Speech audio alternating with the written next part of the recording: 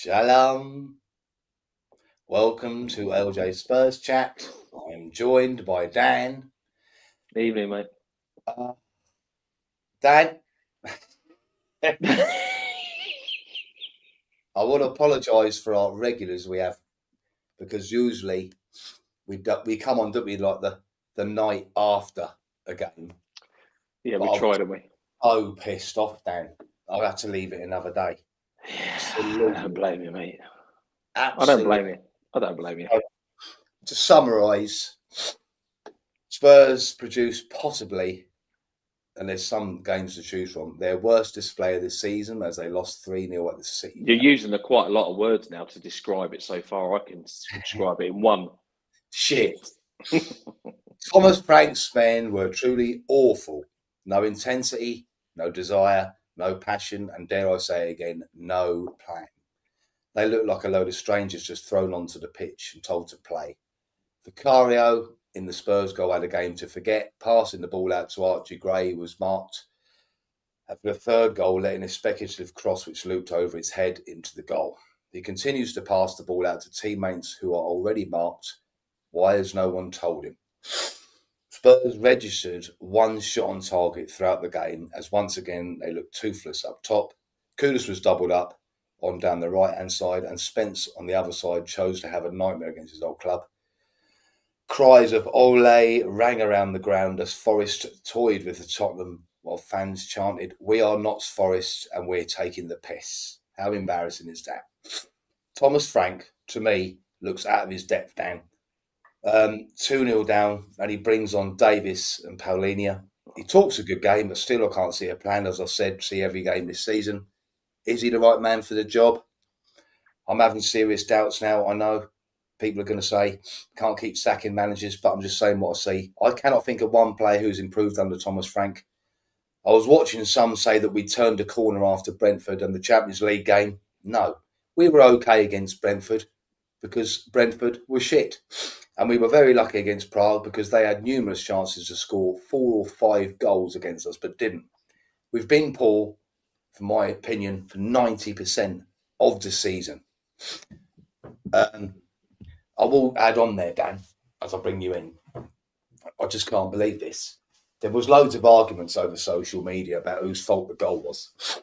And my opinion, Frank after the game said Gray made a mistake, blah, blah, blah. One of the journalists says, so you don't blame Vicario. Oh, no. Well, I just don't get that, Dan, because if I'm in Archie Gray's position and you're the keeper and you pass it to me because I'm facing you, I'm assuming I've got a bit of time because you've passed it to me. Why would you? And as I said, he keeps passing it to bloody players that are marked. I don't know if it's because it's still in the head of, because Postecoglou used to do that. But no, for me, that's Vicario's fault, 100 million percent. But no, what do you think?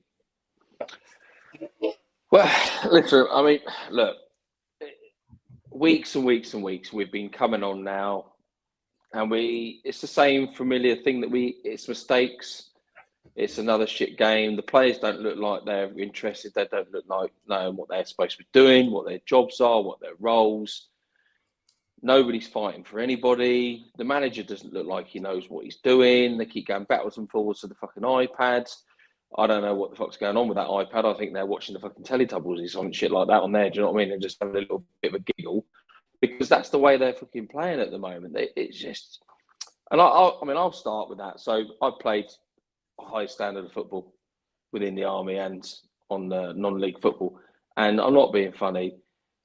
We, for years now, have been trying to pass out the back with certain managers, encouraging the opposition to come onto our fucking players and our goalkeeper. It's easy. It's so easy to mark that when you're under fucking pressure. When our players are facing our own goal, when you can't see anything behind you, I was taught that you have a quick look and a tap. This day and age in the football, now the ball might be at your fucking feet as you're having a little fucking look. In my eyes, Gray's not done himself any favours because he's come right into coming towards the area. So that's that. No other player is moving for him at all. Everybody is static in position, so they're marked. And Vicario, like he's often done, and listen, I'm not slagging the man off because he's got us out of some scrapes and he saved us in some games. As a shot stopper, he's fucking brilliant. As a player commanding his box, not my favourite of goalkeepers. Distribution on the floor and in his hands and his quickness and speed of thought, he is fucking 100% fucking shite. Absolute crap. And that is where that goal come. The ball was slow. It was not passed to Gray. It was passed to him, not in front of him, so he couldn't run onto it. And by the time I think the ball actually got to Gray, it bobbled a couple of times, and that player's in on him. Do you know what I mean? Well,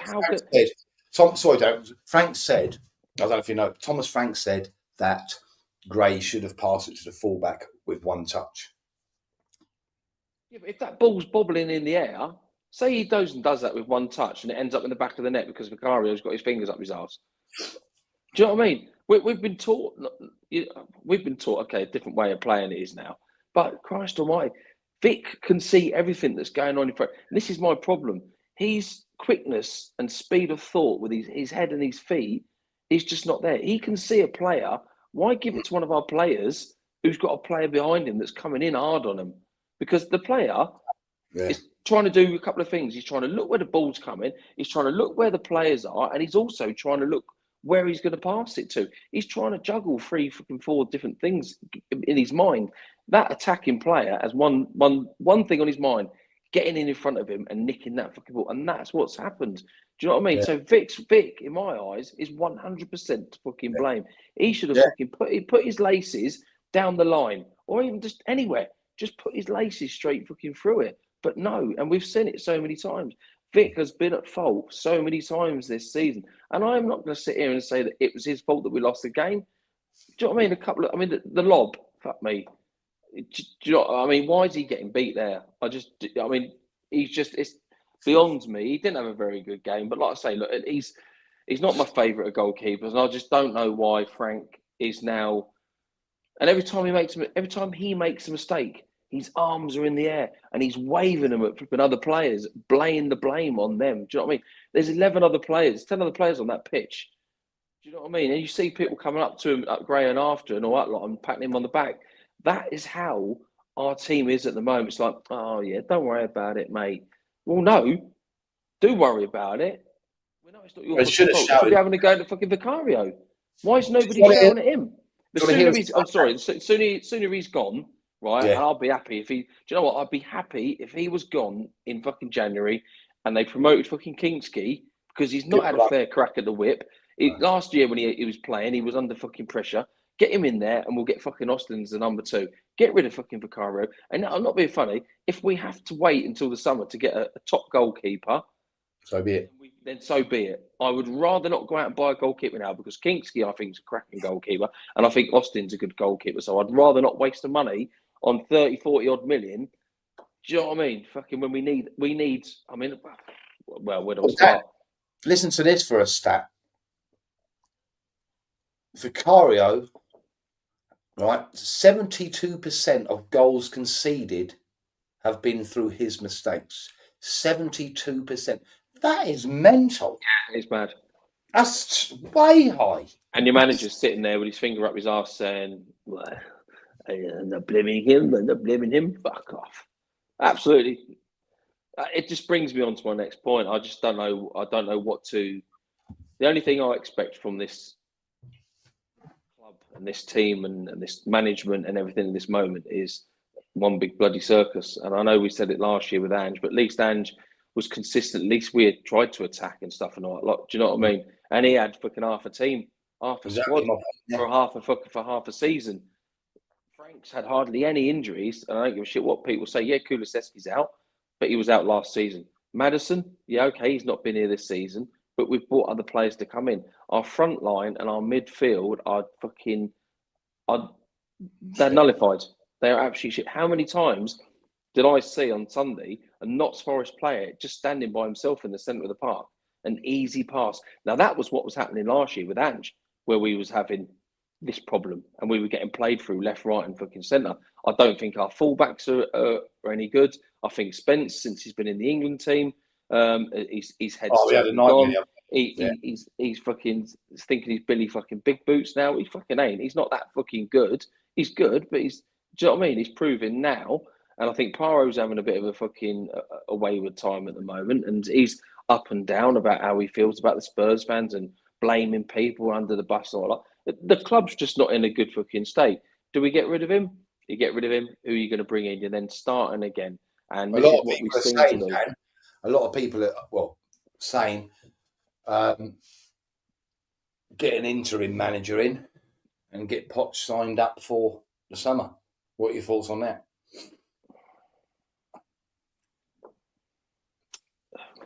It's not a bad shout, is my opinion. I know, but who? I don't know the interim. Who would you get to come in? Who would you want to come in now at this state? Bear in mind, if he knows he's only the interim manager, for the first thing for me, I'll be questioning what's going to be your transfer policy. So if you're bringing players in, is it players trying to strengthen in January? Is it going to be the interim manager's players that he thinks, look, okay, we don't want to spend too much of that money. We want to save it for the next manager that's going to come in summer. So we need to get some players that are going to be able to do a job for us that are bang average like we've got now. And that's not what we need. We need some quality in our team, and we need some leaders and some winners. So hard enough getting in January. And then you're thinking, well, hang on a minute. Is that interim manager going to want to come and do that job? Do you know what I mean? Is it somebody going to be promoted from the coaching staff? Is Cochrane going to get promoted? I mean, you just don't know who it's going to be. Poch, look, don't get me wrong. That was one of the most exciting times watching a Spurs team fucking play, and they underachieved 1,000%. You see similarities with the team that Poch had in this one, Dan. Right at the back, you had Toby and Yang. We've got Romero and Van der Ven. I don't see this. I don't. After that, I do. It's like we got Staffy, which would be like Dele Alli. I just think he'd do well under this team. I don't know. He wants Paro. Our back four is not a Danny Rose and an Alderweireld and a Vertonghen. Do you know what I mean? It's like your man saying there. Yeah, these are experienced. These are internationals. Yeah. So why are they not getting this tune? I don't know. Like you said, why do you, when you make a change? I mean, going back to the Poch thing, because we're divulging away from that. I love the manager and all that. Like, I don't know whether it's good going second time round. The only person that I could see that could come in and probably get a tune out of the fucking players is somebody that ain't going to be fucked about and will know how to get a grip of some of these fucking boys. Is Harry Redknapp. He'd be a good interim. He could be a good interim, but then is he going to want to do it? Do you know what I mean? He may want to do it. He may want to come and help. But then you there's something not right, mate, at this moment. It's just like... Well, the rumours coming out, Dan, I've got a rumour here. Reports coming out of the club are saying that Frank has lost the dressing room. Many players want him gone. There has been frustration on the use of certain players and the roles they are playing. Many of the players also don't understand the game plans Frank is asking them to action.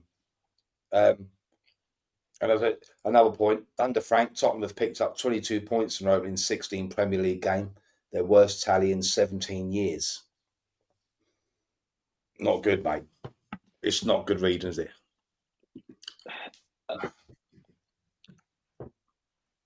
Yeah.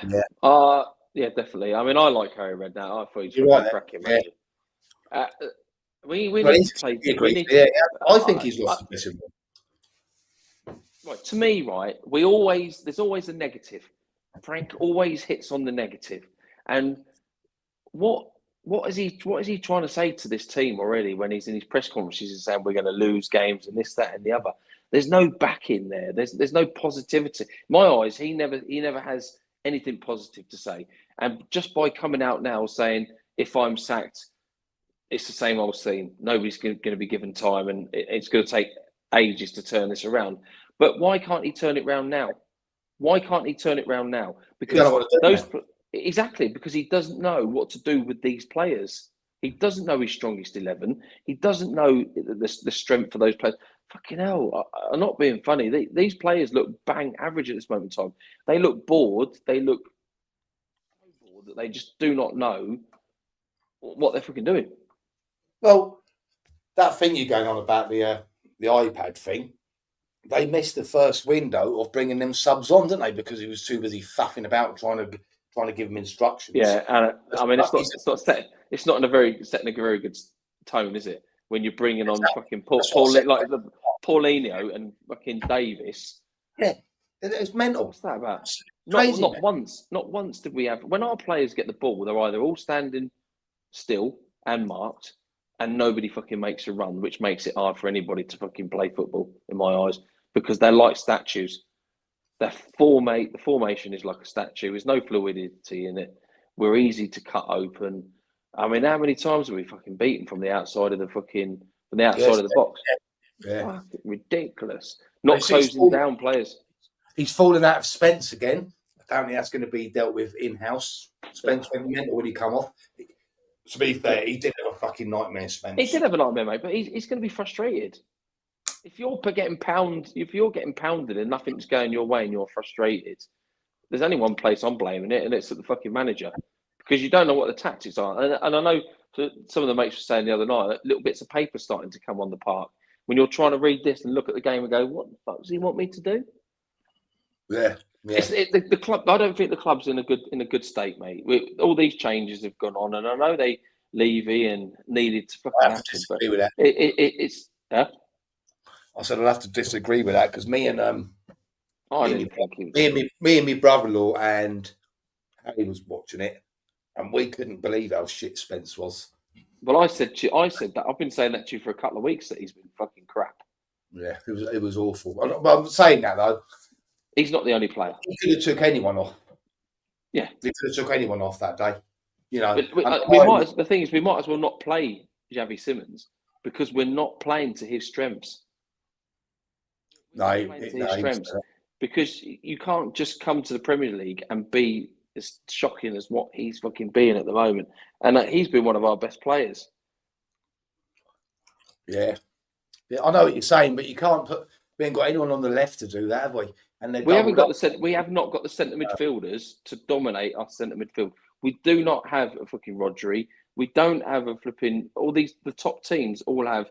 I mean, we haven't got a Rice. We haven't got that. What's the Spanish guy that plays in the centre of the park for Arsenal? We haven't got these. We've got Paulinho and Bentancur. Bergville is nowhere near at that standard. And do you know another worrying near that standard? What I'll tell you another worrying thing is, and it makes me think that he doesn't know what he's doing. You know, when he went through about 5, 6, 7 games of playing a double pivot, and 80% of the Spurs fan base were like, "What the fuck are you doing?" It's like he's listened to it, right? And he's not doing it anymore, right? Okay, you can say he's proven a point. You can say, "Oh, that's good," but to me, it looks like he's listened to the fans. For example, someone like an Angel, someone like a Redknapp would go, "No, it will work in the end. That's my fucking way." No one would listen to the fans, and that makes me think you don't know what you're doing, mate.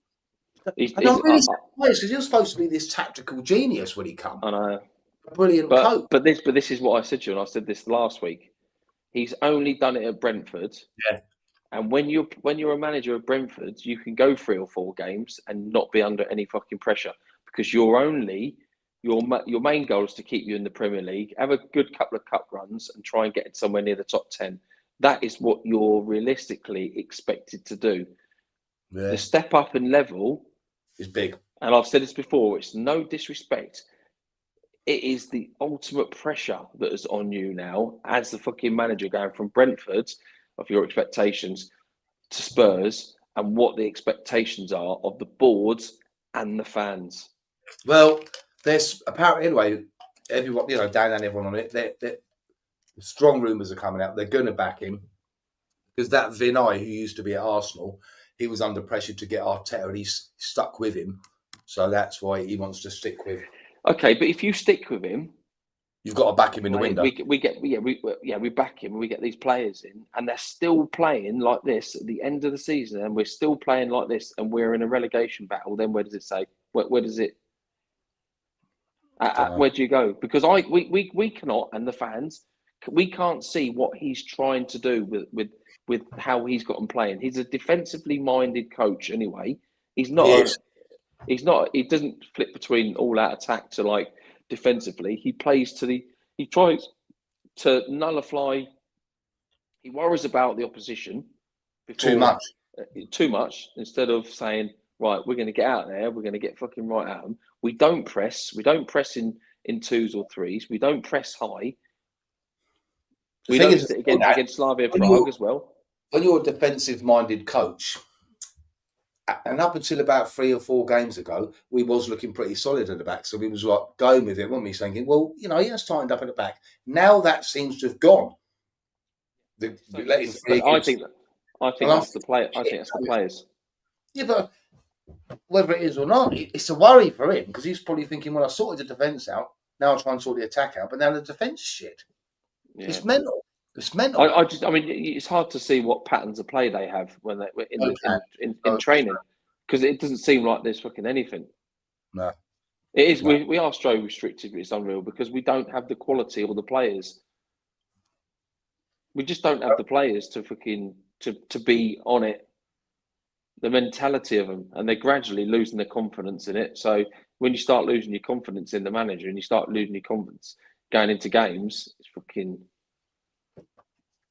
Yeah. I mean, we've got pace, so much pace in abundance. But the problem is, we can't get this midfield. We can't get the midfield fucking right to start with. It is a worry, ain't it? Yeah, massively, mate. I don't think the rotation's helping. And you can't say that we're playing extra games. I like Muani, and I'm worried that he's going to fuck off. Because you can see there's a quality player there. Yeah, but you can see that he's quality. See, I don't necessarily agree. I don't think he's that electric, Koulos, because having seen him play a few times live now, he looks tired and he's basically got one trick up his sleeve. And a couple of times against Slavia Prague, when he could have taken that player on the outside, he stopped, got to the halfway line, and there was nobody there, so he looked and come back. Johnson is very quick, but he is very quick. Doesn't want to do it, and he's leaving in January. Well, if that's the fucking rumor, then yeah, you're right. He's electric. I think he's a typical flair player, isn't he? He's either going to be on it or not. But teams have wised up, which is not hard. But this is what West Ham has said about Koulos for so fucking long. Do you know what I mean? Johnson's supposed to be leaving in January. They're going to listen to offers of him in January. Yeah, but I mean, you got. I mean, so who would we like? We'd love to sign Semedo. I'd have that Wharton. I'd love to sign Wharton. Would we get him? Semedo's quality. He scored again last night. That was a great game last night. Yeah, I mean, but we would. It's going to be hard attracting these players now. Their heads are elsewhere. Yeah. And even Liverpool, at how shit they've been this season, they're still going to have a bigger pull than what we fucking have.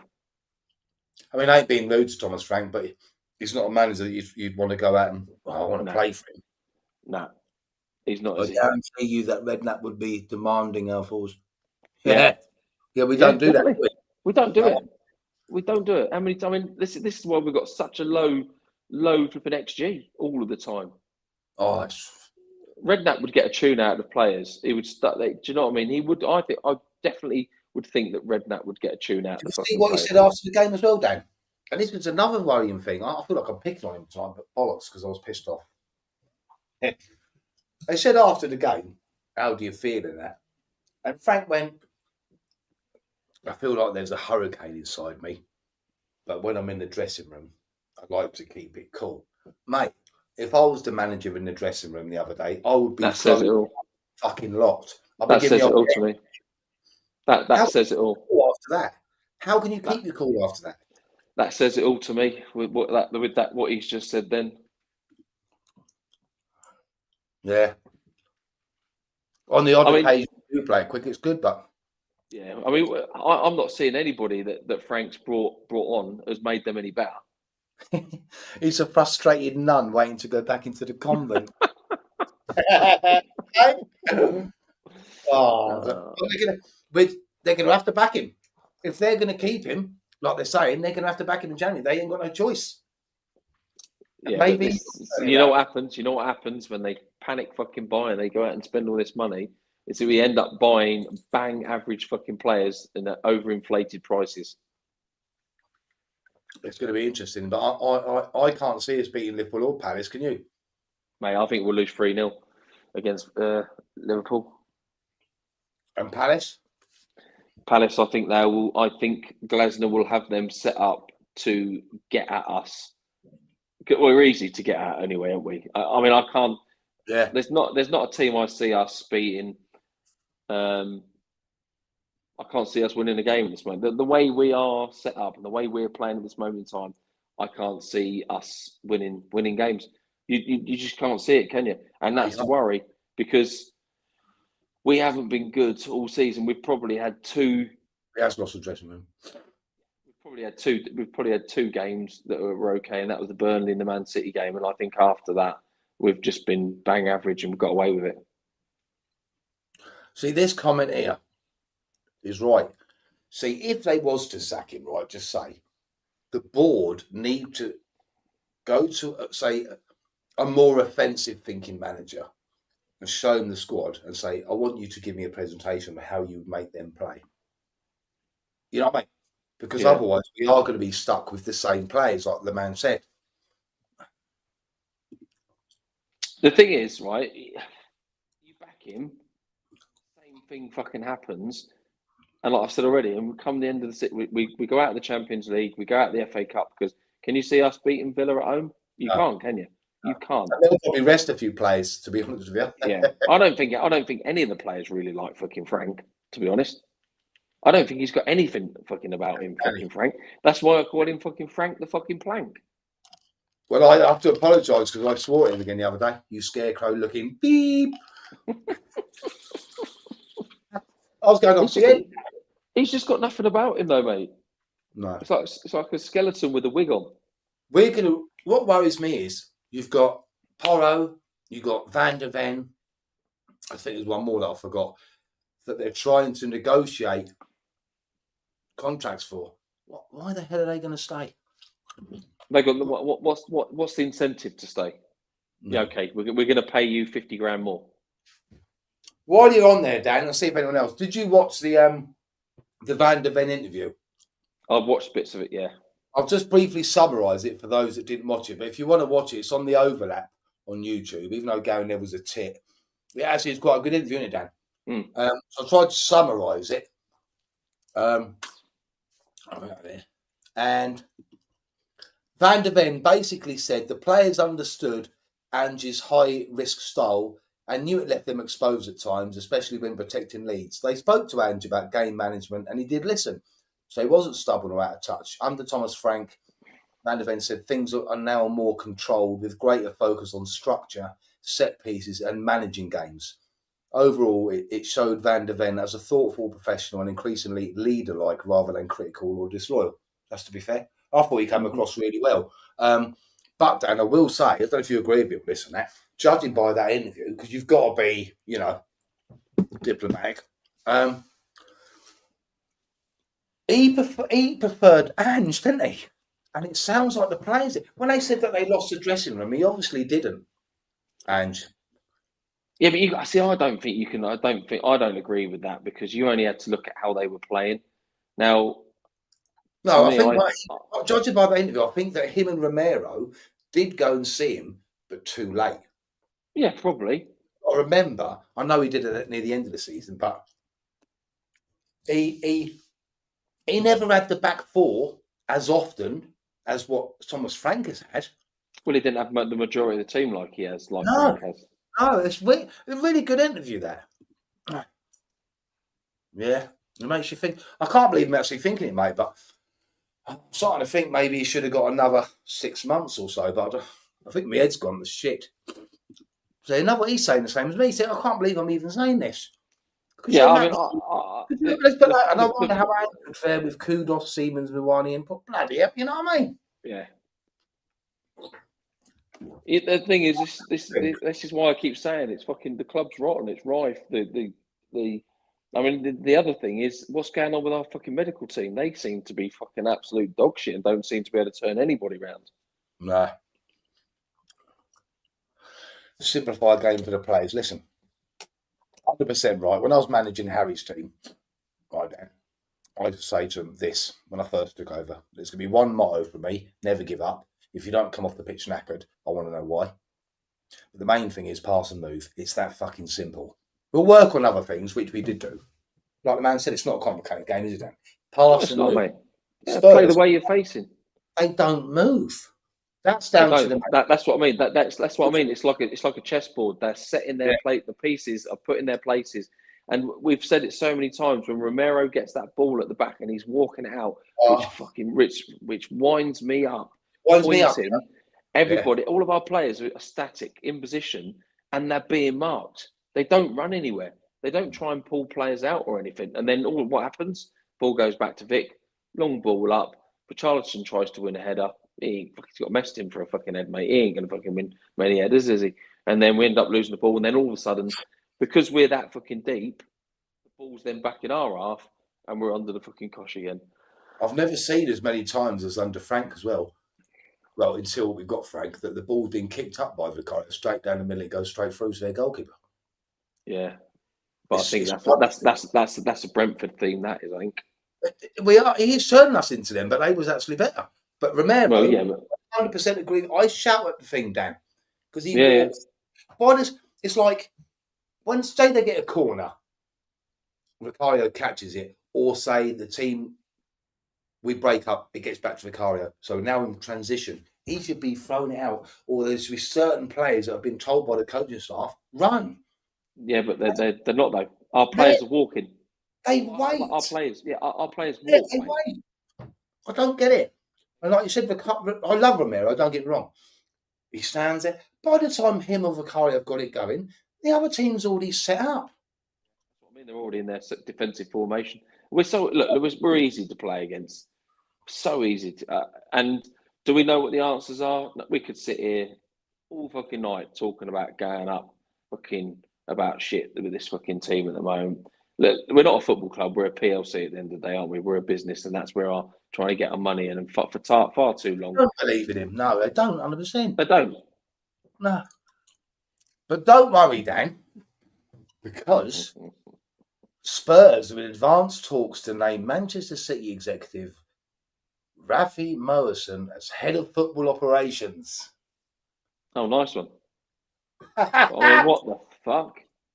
So hang on a minute. Why is he leaving Man City? Tottenham. No, it's mate. I was trying to work out what it's called, eh? Because he's getting more money? The City Football, he's part of the City Football Group, right? So the deal's set to be done for highly rated City Football Group Director of Football Transactions to join Spurs from City in a prominent role. He's part of the modern football executive system that focuses on analytics, negotiation and cross-club transfer strategy. Man City fans often talk about him in connection with contracts and signings rather than anything on the pitch. He's been with the CFG for about a decade, having worked across different clubs worldwide within the group. So I thought I'd bring you that really good news there, Dan, and everyone else to cheer you up. What the fuck that means? Fuck all to me. They're having all this boardroom shit. I mean, it means nothing to me, that, Dan, do you? Because I could see by your face. So I'm not being funny, right?